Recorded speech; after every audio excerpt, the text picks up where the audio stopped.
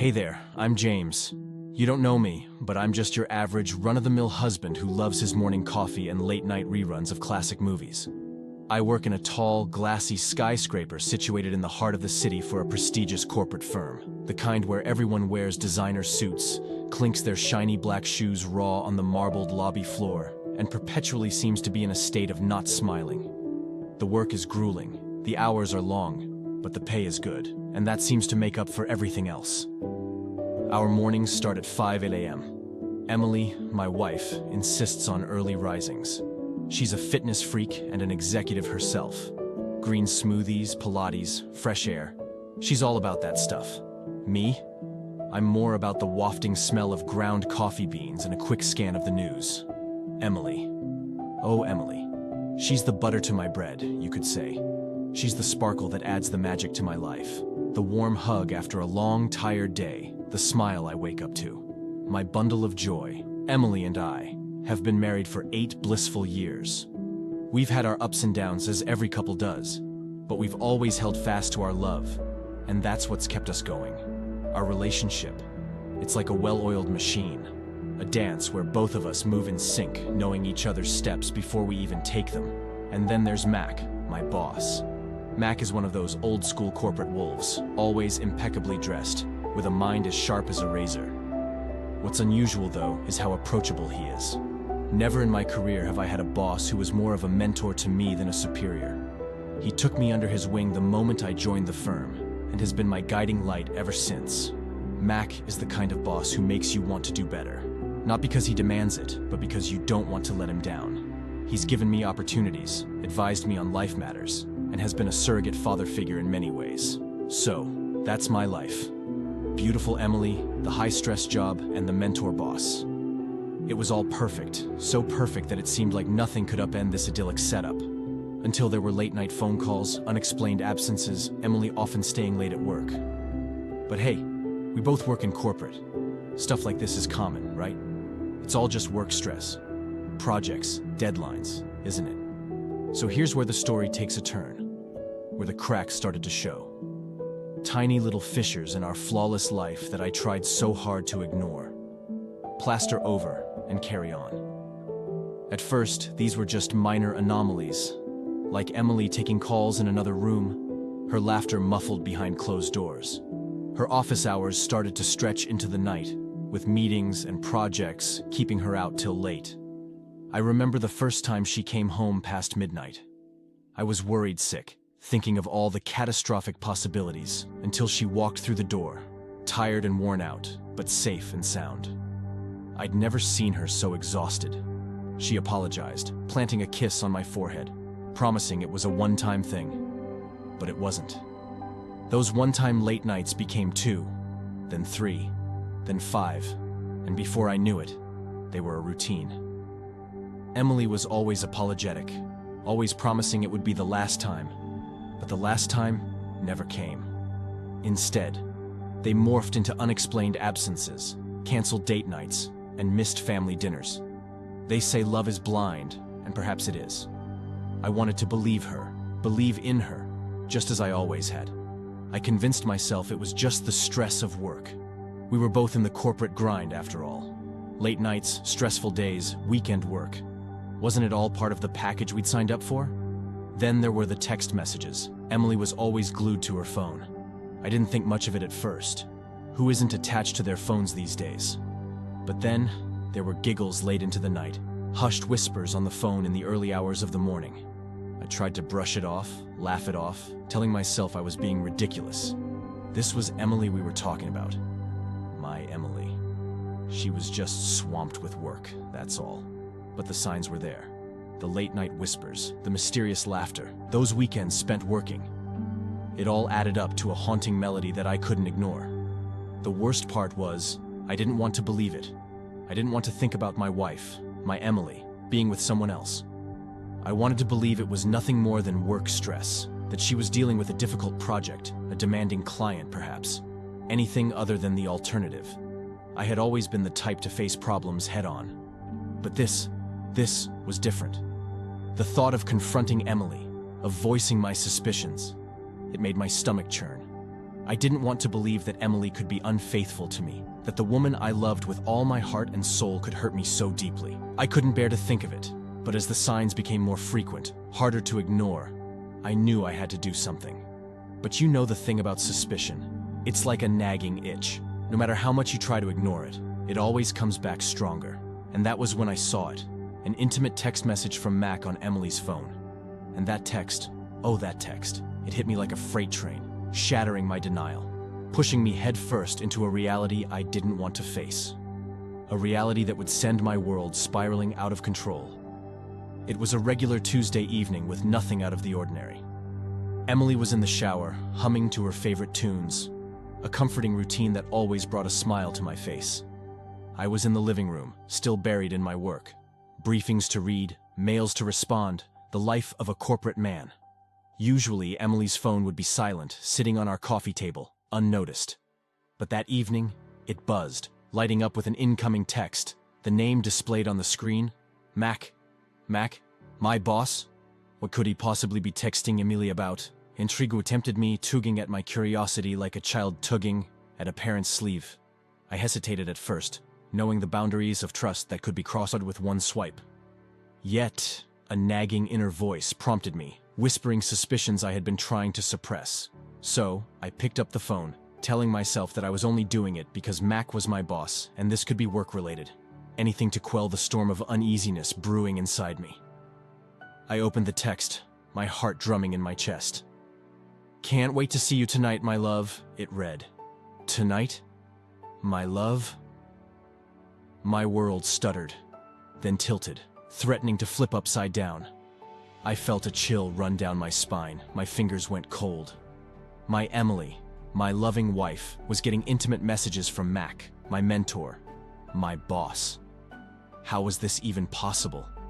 The shock was swiftly overtaken by a wave of numb disbelief. I read and reread the text, desperately hoping I'd misread it. But every time the words were the same, searing my heart with each passing second. But the most disturbing part was their familiarity. It wasn't a one-off text. It wasn't a misdirected message. It was a conversation, a habitual, intimate conversation. The realization felt like a sucker punch, leaving me gasping for air. There was a strange detachment, a surreal feeling, as I put her phone back on the table, the screen, the message accusingly staring back at me. I felt as if I was in a nightmare, one I was desperately trying to wake up from. But the cold reality stared back at me, unflinching, unyielding. I was supposed to confront her, wasn't I? Isn't that what a normal person would do? But I couldn't. I stood there, frozen, the weight of betrayal heavy on my shoulders. Confronting her meant acknowledging the reality I wasn't ready to accept. A part of me, the part that loved Emily with all his heart, was still grappling with disbelief. Still hoping it was all a horrible mistake. I heard the water stop running in the shower, and my heart leaped in anxiety. I kept my composure as she walked into the living room, towel-dried hair, and that familiar, beautiful smile of hers. She asked me why I looked so pale. I brushed it off, muttering something about a bad email from work. She sat next to me, comforting, unknowing, while I screamed on the inside. I had a decision to make. I could confront Emily and Mac and demand answers, or I could bide my time, gather more evidence, and be entirely sure before I accused my wife of something so monstrous. The option was daunting and left a sour taste in my mouth. But the text was there, and so were my suspicions. The decision wasn't easy, but I chose the latter. I would watch, wait, and verify before I let chaos into our lives. Little did I know then what I was about to uncover. I'm not a detective, no. Not one of those trench coat-wearing, cigarette-smoking sleuths you see in the movies. I'm just your average corporate guy who suddenly found himself walking a tightrope of suspicion and doubt. My previous life of routine office work, weekend soccer, and movie nights with Emily felt like a distant memory. Now, I was a spy in my own home, a foreigner in my own life, my sense of normalcy replaced with a ceaseless undercurrent of dread. It started subtly. I found myself paying more attention to Emily's behavior, the slightest nuance of her voice, the subtle shift in her body language, and the way she would move away when she was on her phone. I took note of her schedule, the gaps that were previously filled with sweet nothings, now looming like gaping canyons, pregnant with silent accusations. I searched for evidence, but the search seemed as futile as it was heartbreaking. Each time her phone buzzed, each time she'd step aside to answer a call or reply to a text, it felt like a stab in my heart. It was agony, pure and raw, but the need to know the truth, to understand what was happening, was an undeniable force, guiding each painful step. I felt sick, not from a virus or a faulty stomach, but from my clandestine actions. I was spying on Emily, my Emily, the woman I'd known for years, loved for as long as I could remember. I felt a pang of guilt every time I'd check her phone when she wasn't around or follow her with my eyes when she left the house. The feeling was a terrible mix of fear, sadness, and guilt. It was as if I was drowning in a sea of emotions, struggling to keep my head above water. I won't lie, the guilt ate at me. There were nights when I couldn't sleep, my mind filled with the darkness of my actions. Was I violating her trust by not confronting her directly? Was I failing as a husband by doubting my wife? Each passing day weighed heavy on my conscience, but not knowing, the endless uncertainty, was even worse. A relentless tormentor. But the need to uncover the truth, the driving force behind my actions, was stronger than the guilt. It was like a lighthouse in a storm, guiding my ship through tumultuous waters, promising the safety of shores. The fact remained that my wife was potentially cheating on me with my boss, and I, James, loving husband and devoted employee, was caught in the crossfire, a hapless victim of my own life's twisted plot. The more I pieced together, the more my dread solidified into a cold, hard fact. Late-night phone calls, mysterious texts, Emily's evasiveness. It all led to one chilling conclusion. She was involved with someone, and the signs pointed distressingly towards Mac. Still, tangible proof eluded me, like a puzzle missing its crucial piece. Then, during one of my expeditions into the gray area of trust and deceit, I found it. The irrefutable evidence I wasn't sure I wanted to find. Emily had scheduled a meeting in her calendar titled Important Client Meeting, but the location was a high-end hotel on the outskirts of the city, well known for its discretion and privacy. My heart pounded in my chest. Questions swarmed my mind like a hive of angry bees. Should I confront Emily now, or should I go to that hotel? A decision had to be made.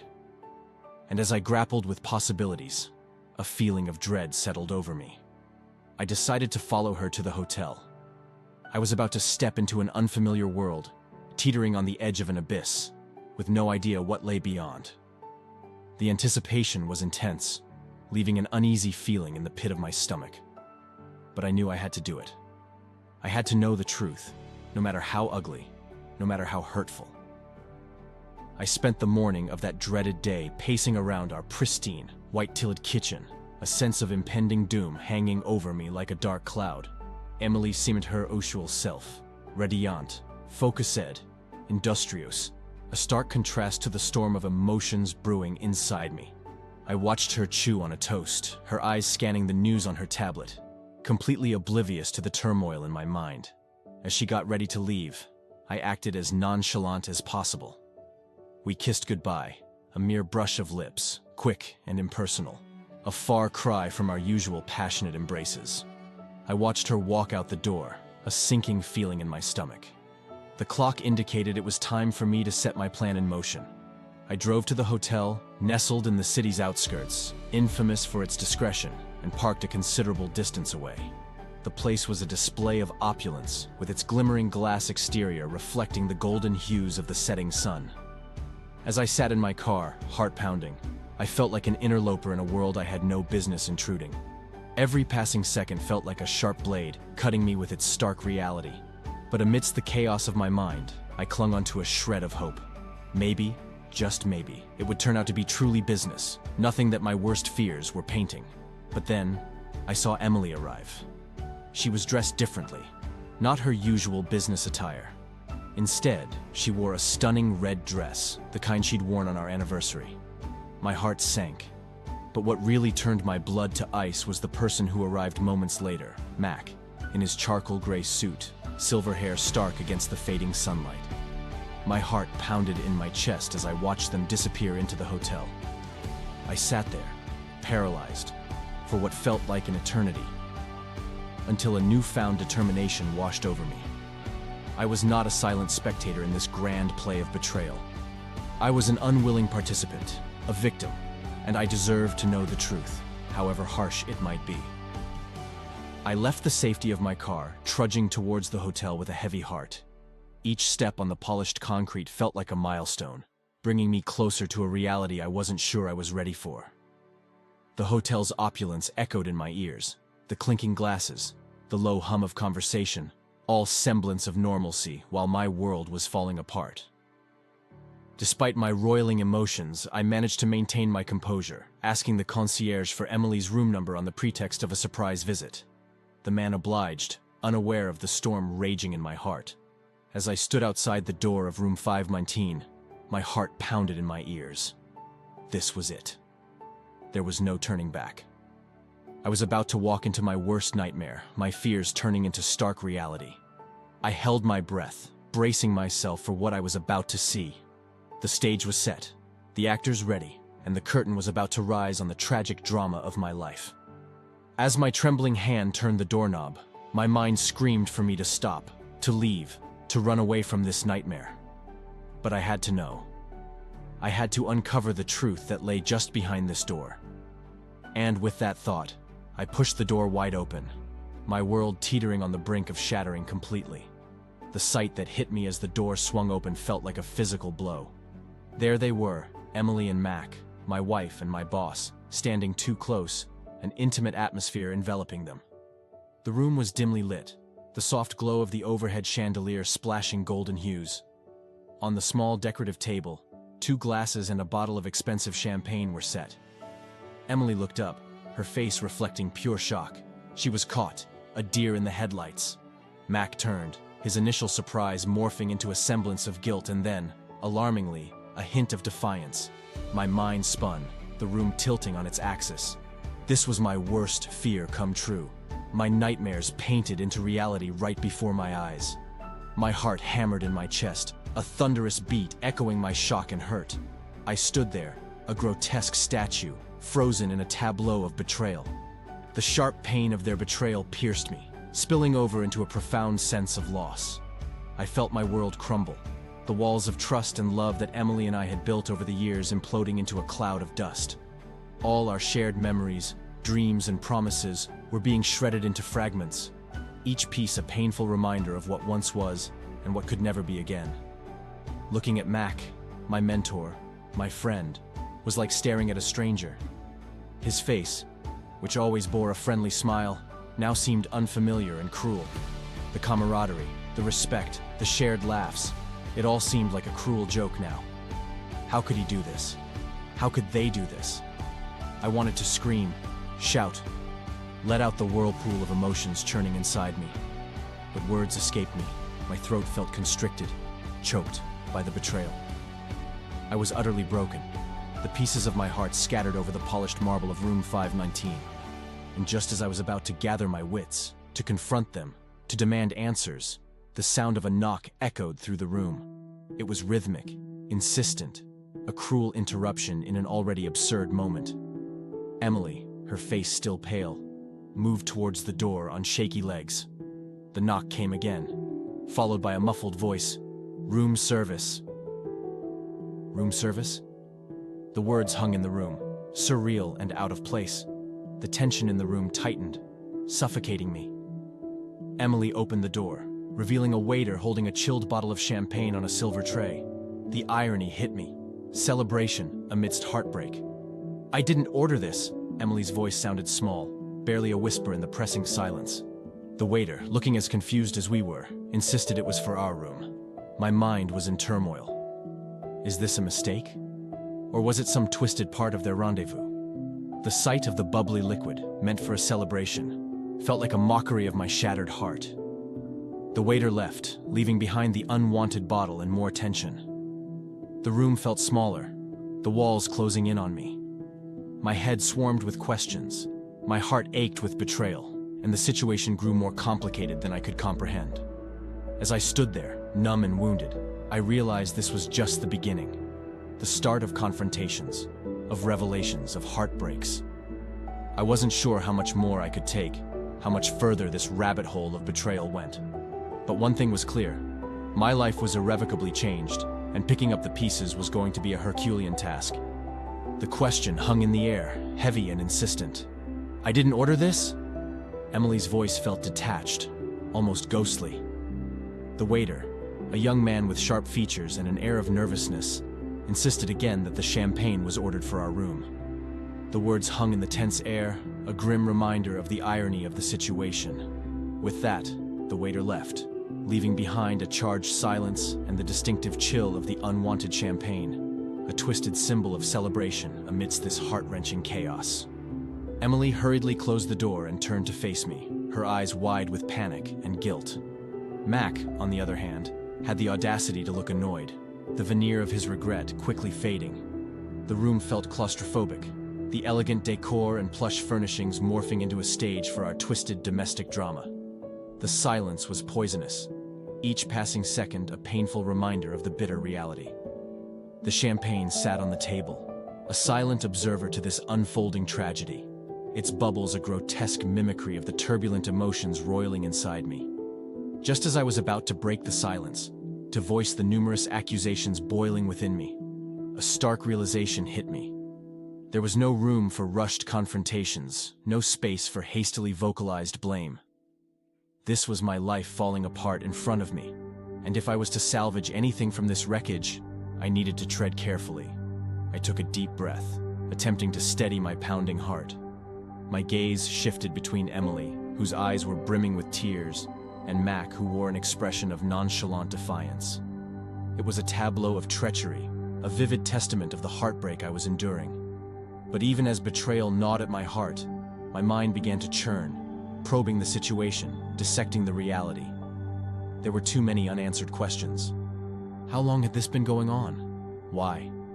Was it just a meaningless fling or something more profound? My heart cried for an immediate release, a chance to vent out the fury and the heartache. But I knew better than to let emotions dictate the course of this confrontation. I had to take control of the situation, however bleak and hopeless it may seem. In that cramped hotel room, I felt an acute sense of awareness. Aware of the fact that it wasn't just about confronting Emily and Mac. It was about confronting the reality of my shattered life, the harsh truth that my marriage was possibly beyond repair, and the unnerving presence of a future filled with uncertainty and solitude. As I faced the two people who had betrayed me, I knew I had come to a critical junction in my life. The decisions I would make from here on could chart the course of the rest of my life. It was a daunting realization, one that filled me with a strange sense of dread and determination. Before the silence could spiral out of control, I cleared my throat, mustering the remnants of my courage. "We need to talk," I managed to say. The words echoed in the room, snapping Emily and Mac out of their stupor. The bubble of deceit had finally burst, leaving us grappling with the fallout. The champagne looked more ominous than ever, a constant reminder of the irony of our situation. But even as the bottle stood there untouched and uncaring, it served as a precursor of the storm that was about to be unleashed. A storm of confrontation, accusations, and pain. The air felt colder, the silence more pronounced. But one thing was clear.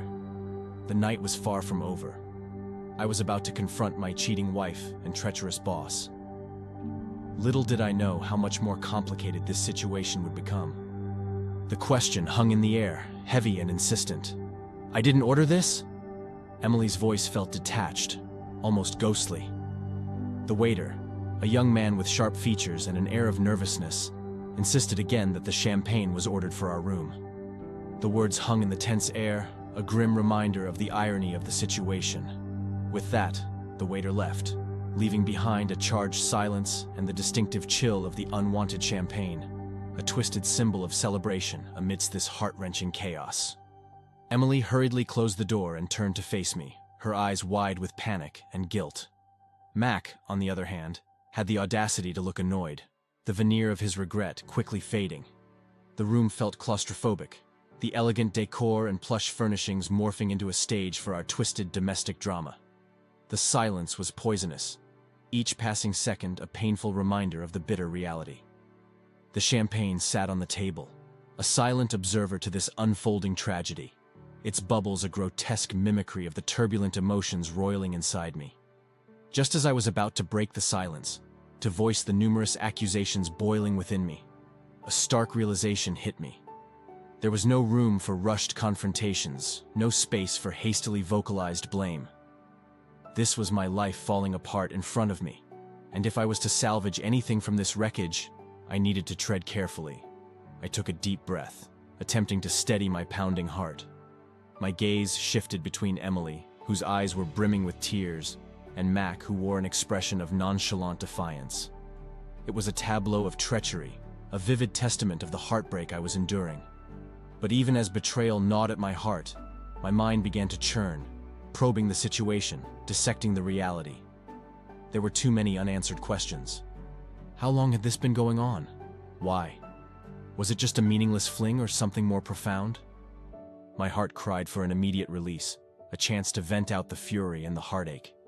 But I knew better than to let emotions dictate the course of this confrontation. I had to take control of the situation, however bleak and hopeless it may seem. In that cramped hotel room, I felt an acute sense of awareness. Aware of the fact that it wasn't just about confronting Emily and Mac. It was about confronting the reality of my shattered life, the harsh truth that my marriage was possibly beyond repair, and the unnerving presence of a future filled with uncertainty and solitude. As I faced the two people who had betrayed me, I knew I had come to a critical junction in my life. The decisions I would make from here on could chart the course of the rest of my life. It was a daunting realization, one that filled me with a strange sense of dread and determination. Before the silence could spiral out of control, I cleared my throat, mustering the remnants of my courage.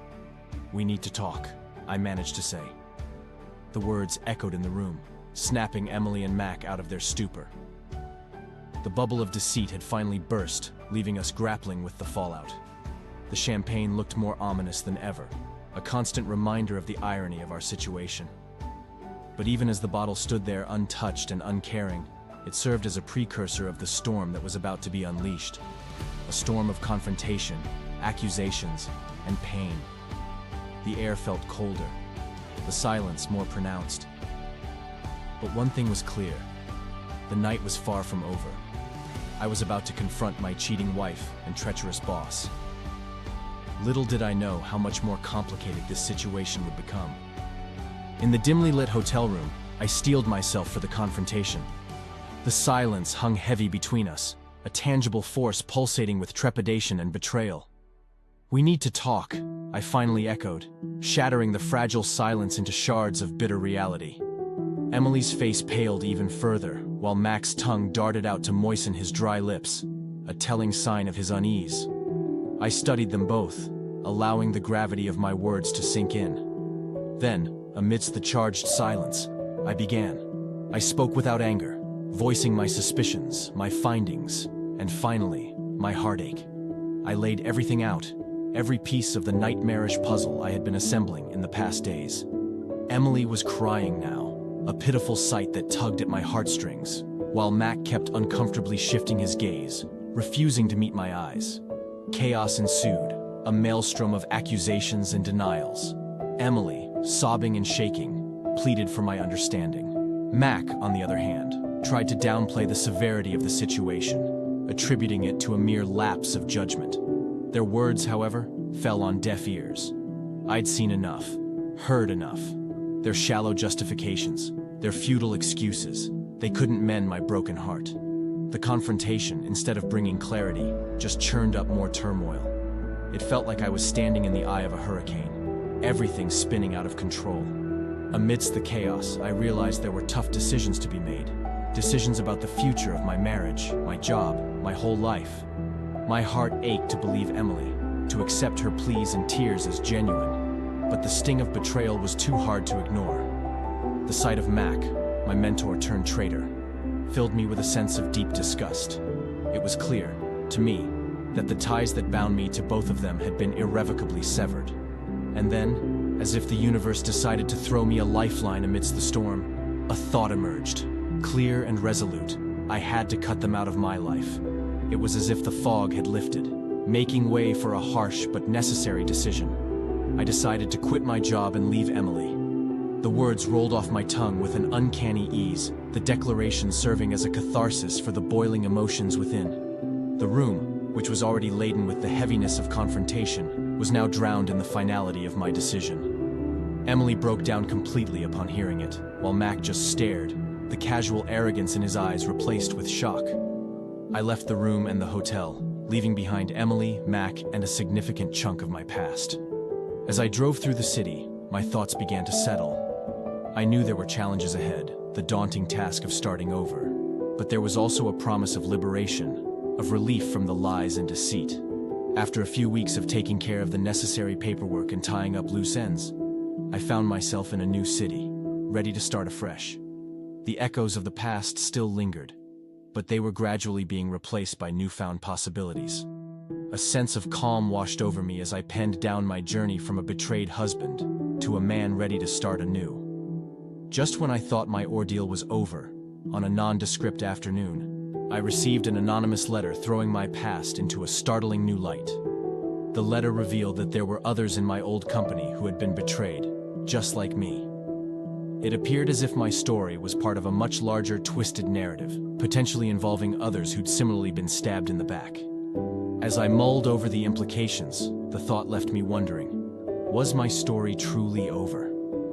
Or was it merely the beginning of a larger quest for truth and justice? As the sun slowly dipped below the horizon, I couldn't help but wonder how this revelation might steer the course of my already tumultuous life. The decision wasn't easy, far from it. It felt like I was severing a part of me, a part that had been a significant entity of my existence. But the betrayal, the pain, and the deceit had left a deep wound that could only be healed by distancing myself from the source. The choice was clear. I had to quit my job and divorce Emily. The declaration of this decision, laden with the remnants of broken dreams and shattered trust, marked the end of an era of my life. The process was grueling. The divorce proceedings were a stark reminder of the love that once was, now reduced to legal jargon and division of assets. Leaving the job was a similar ordeal, having to face Mac one last time, his facade of nonchalance now replaced with guilt and discomfort. Each step was a struggle. Yet, with each passing day, the weight seemed bearable, the path clearer. Once the dust of the past was settled, I found myself standing on the precipice of a new life. I moved to a new city, a place unmarred by the memories of my past. The city was lively and vibrant, its energy infectious. It was different from what I was used to, but it was a welcome change. Once the dust of the past was settled, I found myself standing on the precipice of a new life. I moved to a new city, a place unmarred by the memories of my past. The city was lively and vibrant, its energy infectious. It was different from what I was used to, but it was a welcome change. Severing ties with the past was liberating. The city offered anonymity, a canvas to repaint my life. The days were challenging, sometimes even lonesome, but each moment brought me closer to healing, to moving on. The once familiar sounds of Emily's laughter, the shared moments, the broken promises began fading into the echoes of the past. The start was tough, but the city's enthusiasm was infectious. I landed a job at a startup, a far cry from the corporate jungle I was used to, but it felt right. The colleagues were friendly, and the work exciting. It was a fresh start, a chance to rebuild my life from scratch. Slowly, the old life seemed like a distant reality, a bitter chapter of my life story that was gradually being overshadowed by new experiences and possibilities. The betrayal and heartbreak, once a constant companion, started feeling more like an old scar, a mere reminder of a storm weathered. Just when things started to settle, when the new life didn't feel so new anymore, a curveball came my way in the form of an anonymous letter. It was a plain envelope, nondescript, save for my name neatly penned down. Inside was a single piece of paper, the words typed in a stark, businesslike manner. The contents of the letter were like a bolt from the blue. It wasn't a note of sympathy or a veiled threat, no. It was an account, a revelation that sent chills down my spine. It stated that there were more people in my old company who had been betrayed in a similar way as I had been. That Emily and Mac were not the only culprits in such sordid affairs. The implications of the letter were staggering. The very notion that my ordeal was not an isolated incident but a small part of a larger, more sinister picture was disturbing. it left a trail of questions in its wake. Who had sent this? Why? And most importantly, how far did this rabbit hole of deception and betrayal go?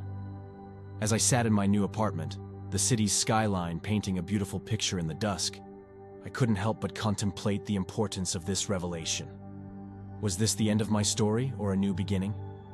A part of a larger narrative waiting to be unraveled? As I pondered on the possibilities, I knew one thing for certain. My journey was far from over. This new revelation had brought a sense of purpose, a drive to dive deeper into the truth behind the letter. As I looked out at the city, now adorned in a blanket of stars, I knew that my story was just beginning. The first chapter of a saga that could potentially change the course of many lives, just like mine. Thank you for joining us today. Be sure to like and subscribe and hit the notification bell. If you have any stories to tell, please tell us in our Discord group. The link is in the description.